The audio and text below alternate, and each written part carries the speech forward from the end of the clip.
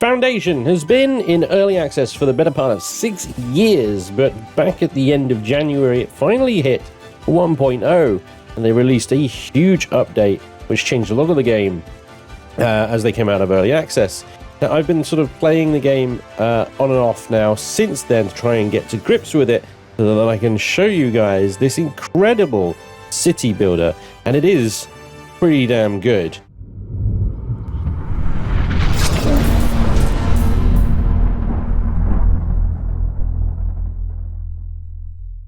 The great thing about Foundation is that it has a number of options to give you replayability. Like, it's got crazy replayability.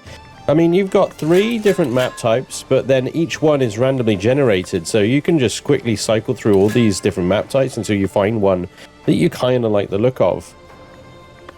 You've got different rules, from just casual to full-on creative mode to making it all really challenging. Or you can just customize it all yourself, change all the various options and play as you want. Then you've got your various aspirations. There's 3 basic aspirations to choose from. Prestigious burg, basically a nice town. A priory, go full cult religion.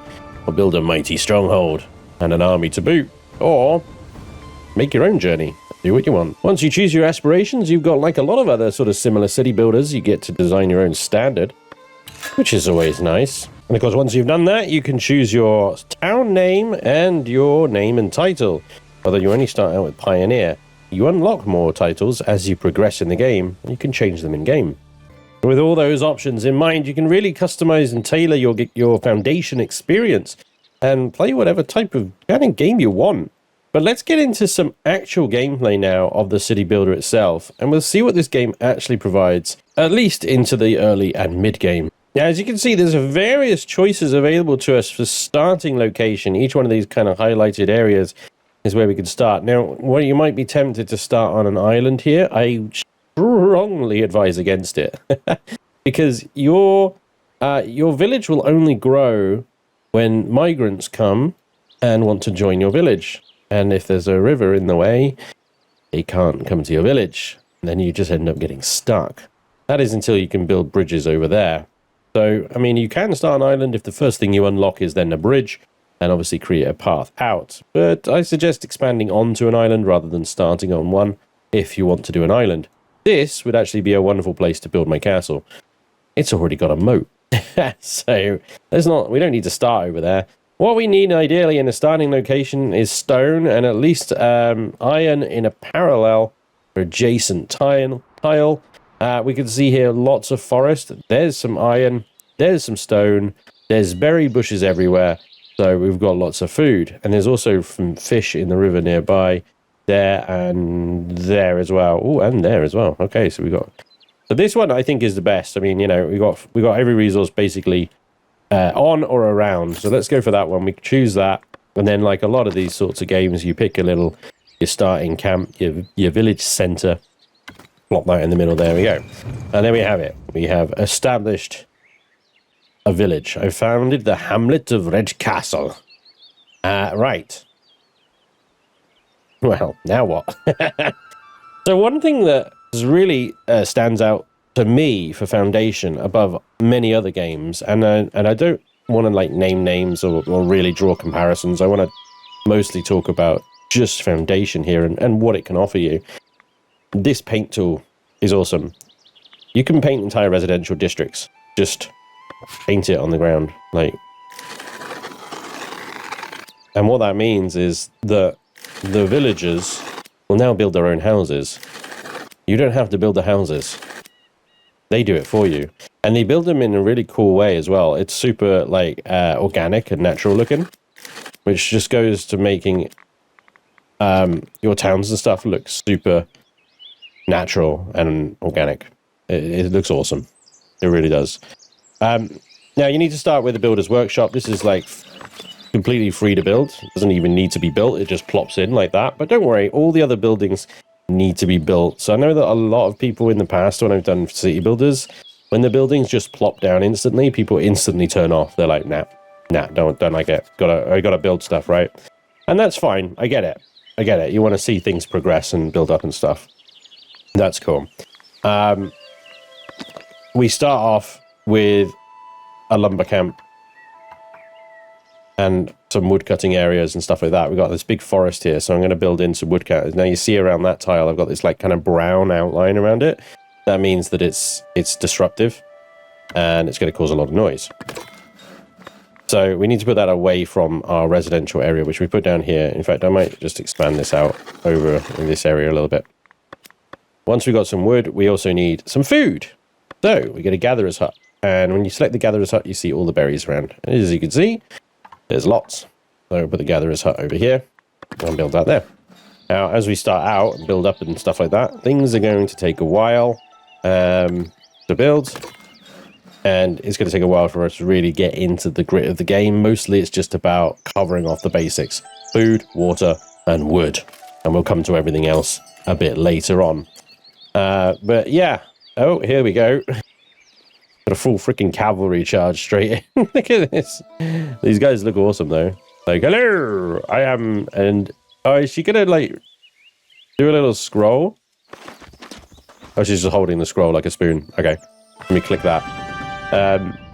The realm is in turmoil. The first constable takes the lead, a dame appointed by the king to command the royal army. She has set her sights on your village, given its strategic location. Her plan, prepare your village by training and sending military companies within the area. For the king! So this gives us our objective. So I chose the castle aspiration. So we get the castle missions.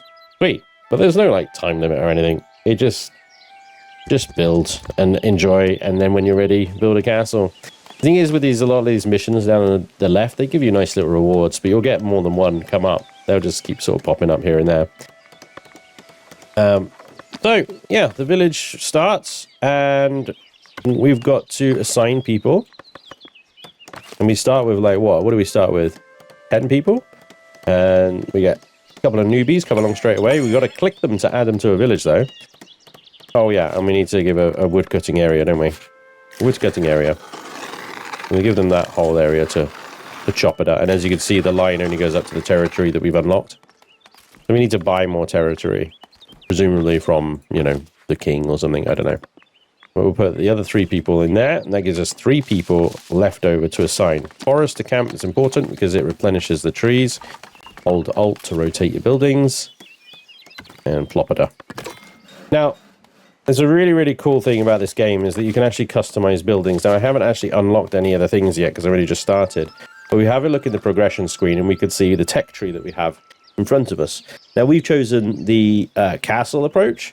So we cannot build a monastery. If we build a monastery, we fail the whole thing. If you take the kind of like make your own journey thing, you can do all 3 of these tech trees. But for the castle, we can do labor and kingdom. Can't do monks and stuff, right? We've also got the common path, which is common to all of them. And this is really where you want to start, although you do want to dip over here, because this is how you make money from taxes. But you really want to get in things like storage and fishing fairly straight away. And they cost 25 coin each. In fact, most buildings cost coin as well. So coin is going to be a real headache in the early game. We'll just go ahead and get those 2 things unlocked, at least for now. And then one of the things I wanted to show you is actually the logging lumber camp improvements. You can see all the things it unlocks, and you get storage improvements as well. And you'll have to do that for a lot of buildings. You'll get generally improvements like stone mason hut improvements, yada yada yada yada yada. So what happens is when you get the improvements, you can edit the building, and you can just sort of free build, add stuff to it. I say free build, it obviously costs resources, and in some cases it costs a ludicrous amount of resources. So you do have to really be ready and prepare for that sort of side of the game. I'm going to go ahead and put a fishery down, and that's just going to enable us to have, well, more food than we need. And we also need a market square. This will form our market square here. We'll just put a market stall here, and the markets is another one where you can edit the building. You can see all the little decorative things. We can put little canopies over, we can put little signs, yada yada yada. And it all generally costs resources, like this shed or fence or shed or whatever. They cost tools and planks and things like that. Early game, before you get your iron forging and stuff up and running, tools is like crazy expensive, dude. You do not want to be spending tools on decorative nonsense until you have set up your like iron production lines, smithing and things like that. Now, as you sort of progress and stuff, people will just generally come into the village. Here comes another one. So you always get these migrants turn up. And, yeah, they will be helpful. You'll have up here, this is the number of villagers unemployed. This is your general happiness. This is your migration amount. And this is your population. This is all self-explanatory. That's how much money you have. And that's your tendency, how much, like, you're making. So we're making none, but we're losing none either. So it's good. Now, we want to get started on making a lot of wood as quickly as possible, right? So I'm going to add yet another lumber camp here. And the idea with this is that we're going to have a sawmill. We have 2 sawmills, ideally. We're going to have a sawmill there. And again, I'm trying to keep this away from where they're building houses, but inevitably they're going to build houses like close to where they work. So yeah, I'm hoping that more migrants will come along and I can add them to the sawmill when the sawmill is built. But we're going to get a warehouse in here as well, and this is all starting to like build up now. The warehouse is going to be how we start some trade, and one other really important building we haven't actually added down here. Stone cutters. So, I mean, we don't have any stone yet. That costs 10 stone. That costs 10 stone, right? So I actually forgot about that. You need to get the stone thingies in before your second woodcutters, really. I'm getting ahead of myself. Yeah, we could just take people off of that as well. Shut it down for a little bit. Let's get somebody on the fish. Let's get somebody on the market stall once it's built and start providing the berries to the people. And we'll also get another one. This would be a case of edit this building, add another market stall, otherwise we're building a separate market, so then we have to manage individually. Whereas if we build it together, we manage both market stalls at the same time, right? So it's always good to edit the building rather than just like place a new one. And there we go, we've got our first market stall. So we're going to assign a worker to that, and we're going to assign a resource for them to sell. Let's start with berries, and then the second one we'll get them doing fish. Here we go, 2 new people, lovely. That's going to come in handy. Let's set this to high priority. Get this done quicker. I see I'm running at a ×3 speed at the moment. It seems to be like a good speed to getting things done. You can obviously slow it right down. You can hit space and just pause it. Slow it right down to 1 speed. Zoom in, have a little look around at your wonderful people. Look at it, we've got twins, guys. We got twins, I bet they're famous. Yeah, this guy knows it. He's like, oh, yeah, no. Do you see what? Oddbold. Love that name. You are a problem. Okay? Just leave her alone. No, she's clearly not interested. Just leave her alone. Stop it. Yeah, don't look at me like that. All right? Don't look at me like that, you weirdo. No, I do love the art style, though. It's cute. It's not trying to be, like, crazy realistic and detailed and stuff like that. And I don't mind. Some people are, like, well into that kind of realistic and beautiful photorealistic graphics, like a full replica of reality. I don't mind the cartoon stuff, really. It really adds the kind of coziness of this game. It really does. For me, at least, anyway. Each to their own and all that. Of course, let's get this freaking stone cutters built, guys. Come on. We're stalling a bit because of that. That's just what happens when you make a mistake. You forget one of the basic resources. That you now have to wait for them to get on with it. And this doesn't cost stone to build. No, I'm just waiting for 2 logs. Adalbero is bringing them over and building. Get this built. 3 houses building here as well. So I guess they're like preempting working here at the quarry. And there we go. We get people working on that straight away. Max it out. And we are now a village. And there we go. We've unlocked Lord Lady, which means we can change our title to Lord Spanjington III. Bingo. Red Castle shall be born.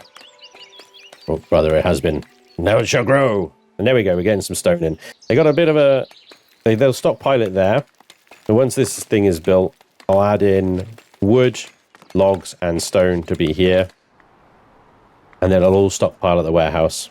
One of the things you can do as well is you can actually increase your territory for free right from the offset It doesn't even increase your monthly amounts either. So I want to go to an adjacent territory that has iron in it. Okay, now this one's a nice one because it's got this huge rock, so you can really set up a massive stone mining operation there. But that's like later in game. We don't need to do that right now. What I'm looking for is iron, and iron looks like this here. This is iron. This is a odd-shaped territory. I got to admit, it's like it goes all the way down here. It's all woodland, apart from that one iron rock. This one would be like the natural choice, but again, it's just regular stone. There's no iron there. So it looks like our choices are limited unless we want to get a bridge and go over here, and we can set up iron mining here. And it looks like there's actually rock and another iron source there. This was the place that I want to set up the castle, but this is quite a big like island for castle. So I mean, it wouldn't matter if we have the blacksmith and stuff in here. If anything, kind of make more sense, right? So natural choice is to go for the one right next door, because then we can expand naturally our village out that way. And well, we can really eat into these trees if we wanted to. We have the sawmill now. So yeah, I'm gonna go for this one, and that means we can set up iron here next to the stonemasons and da da da da da.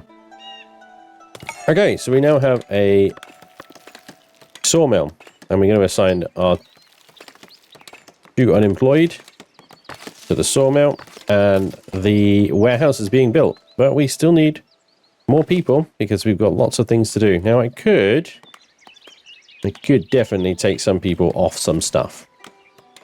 So, for example, the berries is full. So we can maybe reduce that by 2 people.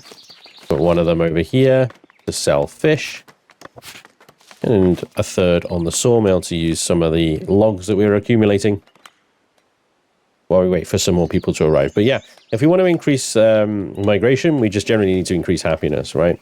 One of the things that increases happiness is to just build a church.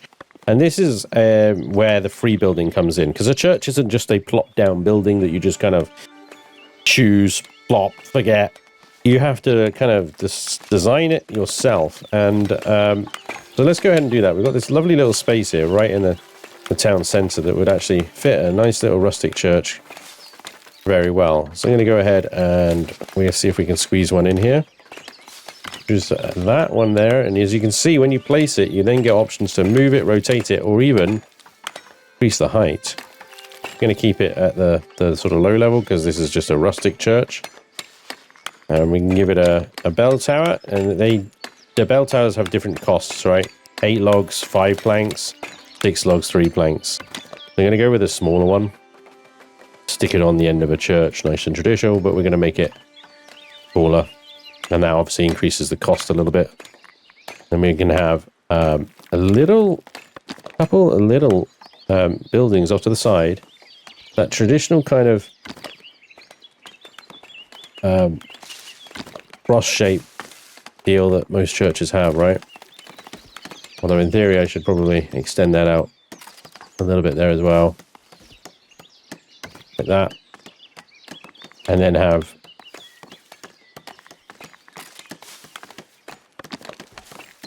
and you can really kind of inset this stuff as well. It's actually a really nice little building system. Bingo. And then we can do a little wooden cross on the top. We'll just spin that around. There we go. Oh, yeah. Take you on. Thank you very much. Nearly missed that one. And then, of course, when we get, like, walls and fences and stuff later, we can possibly add even, like... We can add in some gravestones. Make it look really...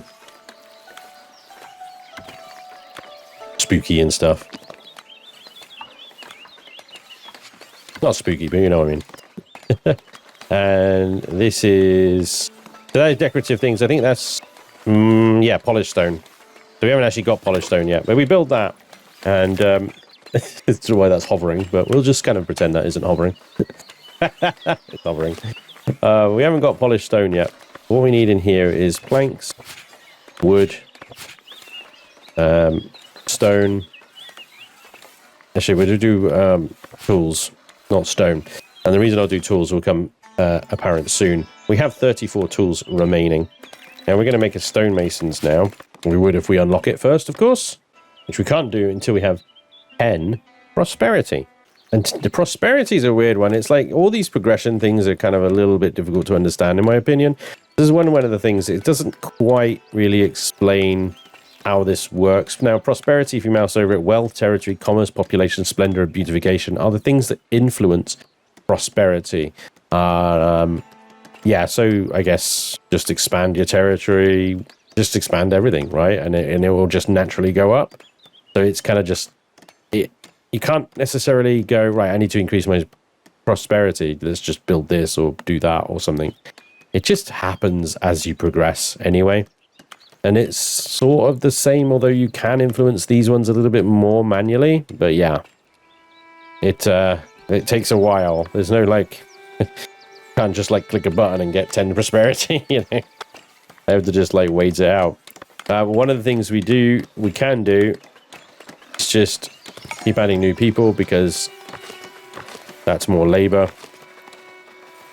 And we're going to need more wood. And we're going to need more planks. And we're going to need more and more wood and planks. Planks and wood. Wood, planks, planks and wood. So we've got this big forest over here. Which can be a problem, because you're going to be like building houses, or later on we'll build farms and stuff. Then they kind of get in the way. You can set them to just remove them. They don't add to your wood stockpiles, though. They just get removed. Bear that in mind. Now, so the tool situation is resolved by trade.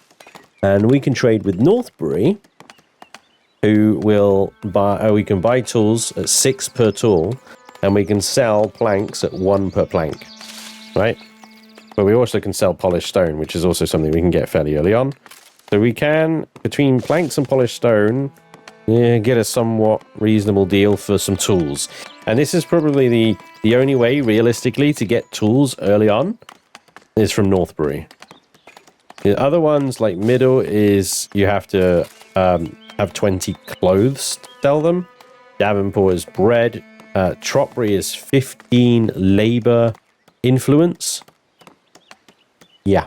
So on and so forth. 15 clergy instruments and 15 military influence for the other ones as well. So, oh, hello. Yay, church. And that should increase our happiness, which should hopefully increase our migration. But yeah, we need to start stockpiling this planks, because we ultimately want to make money. And we can't unlock the actual trade route until we get 20 planks in storage. So we just have to kind of sit and wait, basically, until they accumulate the planks. If we continue building up, we're going to use more planks. But yeah, you can see how quickly the village grows. And this is what I mean by this sort of natural growth. And you love these little animations outside where they're just like sweeping away, having a little doze, and so on and so forth. Pretty cute. Let's fast forward a bit, shall we? Now, we're still in the early game, but this is another save that I've been playing a little bit for a few more hours, let's say. Still in the early game, but you can see we've got quite a few more buildings and more going on, including tool production. You can see how the sort of village grows, but it largely looks the same. You got the same sort of buildings. We haven't upgraded our town beyond a kind of standard medieval village. And we do have this. This is a manor house. I sort of briefly mentioned it. We unlocked it. This is how you gather tax, basically. The tax collector goes around and will collect tax from all the houses in the area. You can see that the houses with the higher amount of coin in them basically haven't been taxed recently. And it might be time that we add a second tax office up over here. I apologize for the flickering, guys. I am aware of it. I don't know how to fix it. But yeah, it might be worth another tax office up over here to get this side of the village, which is one of the tips the game gives you when you load in. But I wanted to show you trade, essentially, real quickly. So trade is obviously unlocked with the 20 planks. You get a 40 trade volume. Sorry, 25 trade volume. And we are at the maximum amount of volume for trade this month, basically. Under the resources tab, here is how you do your trade. You essentially set how much you want to keep And everything else you can say, sell everything above this value. So I'm keeping 10 planks. And I'm keeping 10 polished stone. But I'm buying 10 tools. However, now that I have tools set up in my own production, I probably don't need this at all. And in fact, that all I'm going to be doing now is selling my 256 planks and 16 polished stone, or rather 6 polished stone, to Northbury when they come. And every now and again, I think the traders probably just come, and then certainly we've got to wait a month till they come back again. The trader will come along and give us lots of money. In the meantime, the tax office will keep our coffers going. We have a plus 19 tendency from taxes and trade. As you can see, trade is just 1. So you need to get this tax office up like sharpish. But this is one of the examples of expanding your buildings with the upgrades. So we have a look under progression. I have storage improvements unlocked. And that has enabled me to increase the amount of storage this warehouse can hold. It can hold 3 times the amount of planks and wood and stone and stuff, which is handy. So this village, I've just started getting into cloth making. We've got ourselves a sheep farm over here. And they don't start producing wool until the sheep have grown up. So here's our farmer is shearing a sheep. Actually getting some wool finally. Bingo. Got a big basket of wool. Now that wool can then be woven into wool. And that can be turned into cloth and then clothes. This pasture is too small for 2 workers. But I had to clear a huge amount of forest out, as you can see, just to get this pasture where it is. And then I built a nice little fence around it. But I might need to expand further into the trees here, because I got 2 workers on here, and I don't think that's working particularly efficiently. But yeah, you can easily increase the pasture just by paint. Again, it's a paint tool thing. So that's pretty good.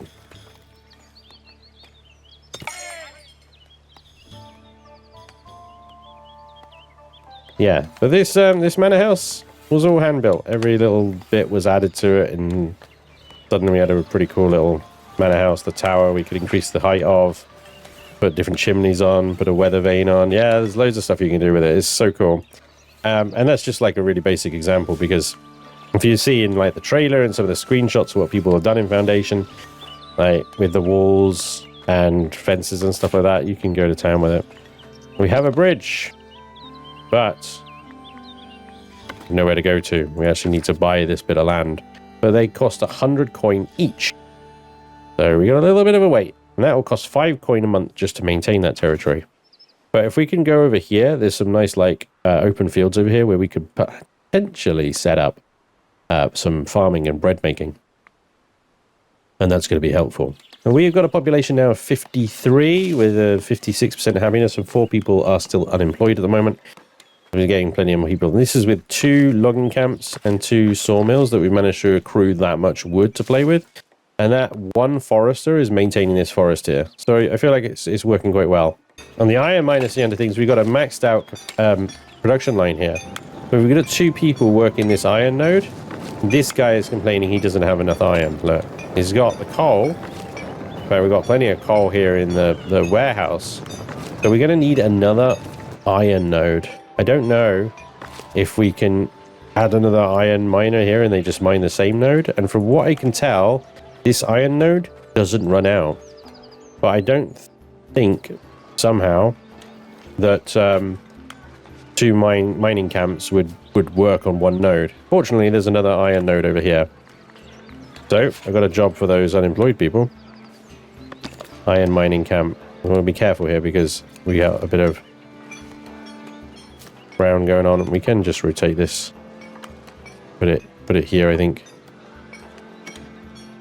Yeah, this will do. Build that. Bit of a walk for them to get that iron back over here, but, you know, it's fine. The warehouse people do that. That's a lot of trees. Look at this forest. It's absolutely insane. Yeah, you can produce a lot of wood off a very small amount of wood. I mean, we got that is it. That's what I've designated for tree chopping, and they've only got that far before the trees regrow from that 1 forester. So all this is probably just going to end up getting cleared. There's no way I can use it all. We've got 2 stonemasons as well, chopping all this like 111 stone into polished stone. As you can see, you can only have 1 stonemason per hut until you get the stonemason improvements, and then you can add work capacities and stuff like that.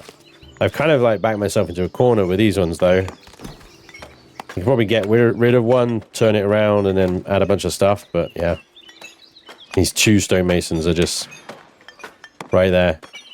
The reason we maybe reduced that to just 1 is because, well, it's 16 for 2. It would only be 8 for one of them.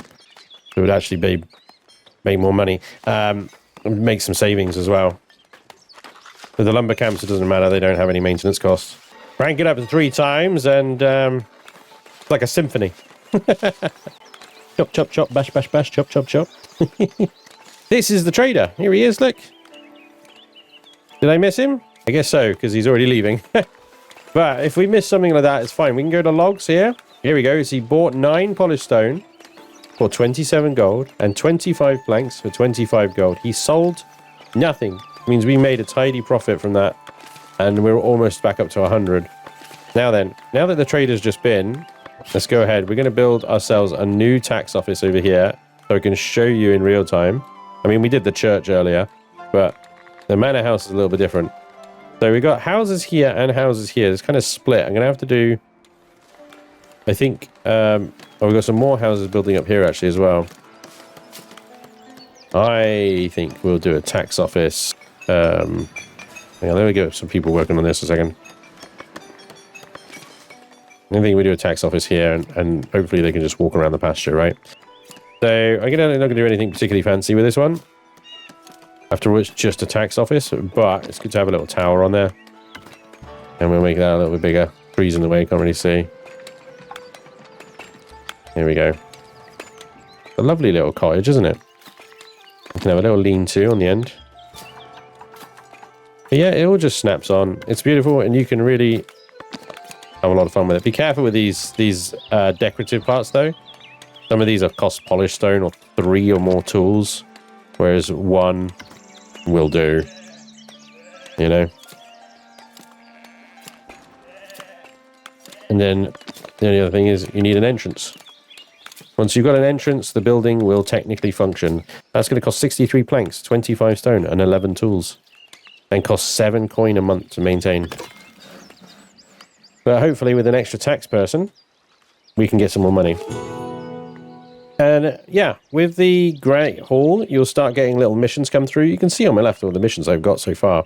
The elders are looking to increase nearby settlements' clothing stockpile. One of their merchants has seen your flock of sheep and wants you to make an offer. So 50... Okay. 75 coin for 50 wool. Hold on a second. We can have a look, right? Who buys wool? Nobody buys wool. So I have actually no idea what wool is worth. Because nobody buys wool. I mean, it's probably worth like 2 gold or something like that, right? Per wool. So 75 is probably like less than it's worth. It should be worth 100. You can gamble with these things. It's a 50-50 whether I get a better offer or a worse offer. Or you could dismiss it entirely. It costs 5 influence.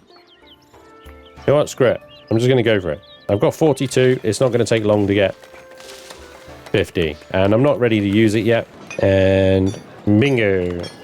There we go. 75 coin. We get some extra influence. And that means we can now buy this tile over here. Lovely. Let's build a bridge. Build a bridge from here to here. There's a bit of a steep incline on that side of the thing, but yeah, not really anything we can do about that. That's 55 planks for that bridge. That means we've opened up all this land over here that is ripe for farming. And probably eventually we'll have another bridge going over here, because this pasture over here is beautiful. The last building required then in the clothing chain, now that we've got wool and weavers going, is the tailor shop. And that is 8 tools, 20 planks, costing 8 coin a month to maintain. Oof. Let's go. How's our tax office? It's nearly ready. I love how the buildings are slowly built up as well. There's like details like little cranes and stuff. So cool. People just come around and hammer the damn ground though. It's really funny. That's now a working tax office actually. We just need someone to come and work it. And here comes some migrants. Lovely. Hello. Didn't think you'd be working as a taxman on day one, would you? Get collecting, please. Need that money. Yeah, some of these houses were 5 and 5 and 4 and 5 and stuff. Just means they haven't been taxed for ages. Whereas the people right next to the tax office, look, 0, 0, 2, blah, blah, blah, blah. Yeah, makes a big difference. Here come the trader again. He brought 9 polished stone and 25 wood, so we just, made a nice little profit there. We're not needing to buy anything. Now that we've got tools set up, and we'll now have soon cloth and clothes set up, we can start having a little bit fun with building expansions once we got cloth going, because that's another big hang-up for some of the decorative add-ons for the game. Now, once you've built something, you can actually also edit it as well. So, for example, like I'd quite like a gate for the manor here. Now that we have this bridge here. So I'm going to put a gate there. And then I'm going to continue the wall back over here. We're going to curve it around like it was, like that, and apply that change.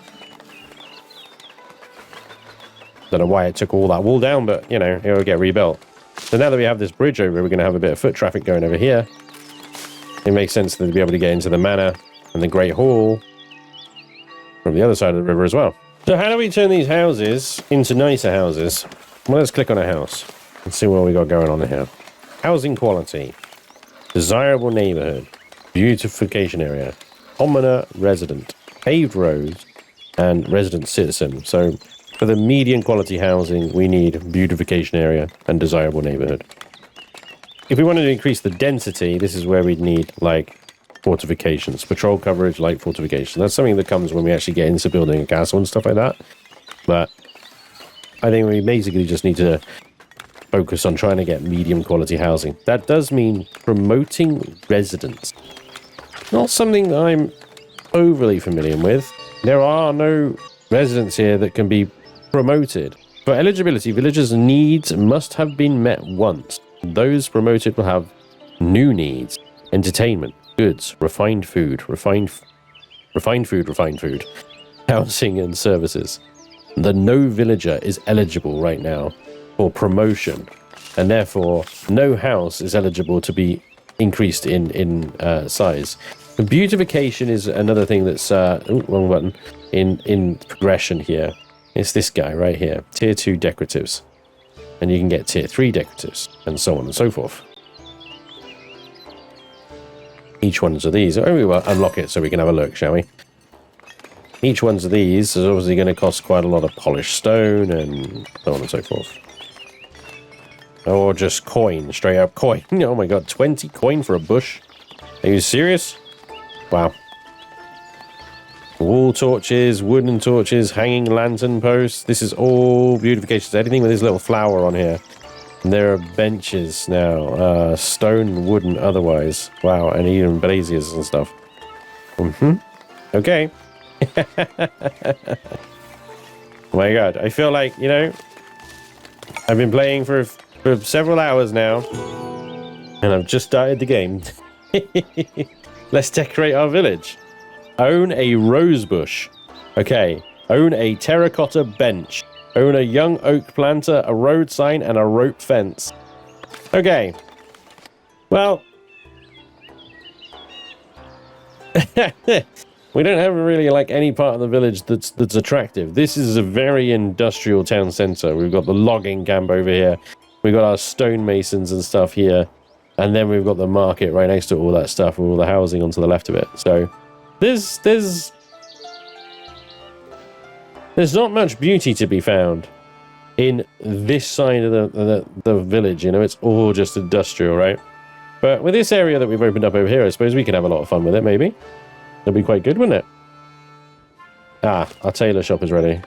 Let's get making some clothes, shall we? First of all, then, let's see if we can increase the attractiveness of our marketplace here. Let's add a blue thing for fish and a red thing for berries. We'll add a little food sign there.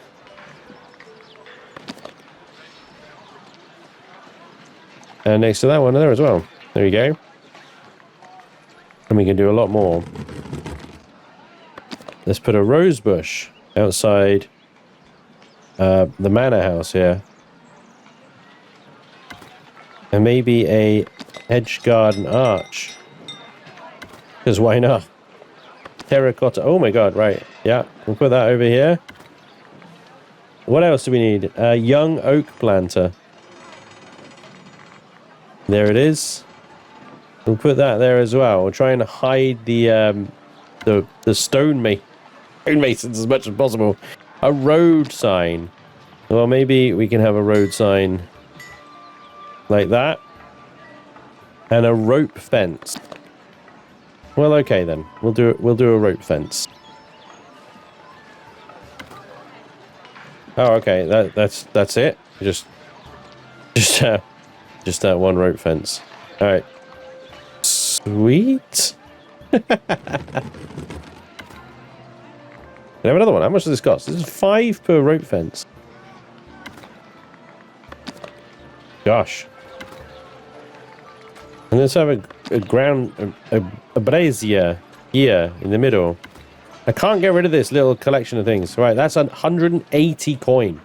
Okay. Let's maybe not have that. That's 135 coin. F it. Let's do it. Why is that none of that is agreed? What? Why is that none of that is tipped off? Why is none of it ticked off? What? I spent so much money! What's going on? Alright, help me out in the comments. Something's gone wrong here. It's probably, my guess is that it's because I made it part of the marketplace rather than just its own thing. Imagine if I did its own thing, it might actually work. But I have no idea if we get our money back now if we take that down. But unfortunately, that's all the time we have for today. I leave this video with some questions for you to answer in the comments down below. But the most important one is, what do you think? You know, do you like the look of Foundation? Would you like to see more as well? I mean, I was considering doing a full, like, let's play of this thing. I'm not sure how it will turn out, to be honest. And this little preview here, I thought, might just be enough to wet your whistle on some city building. Either way, I want to hear from you down in the comments down below. Let me know. And we'll see what comes up next. But thank you so much for watching. I hope you enjoyed. And hopefully I'll see you next time. Until then, take care. Bye-bye.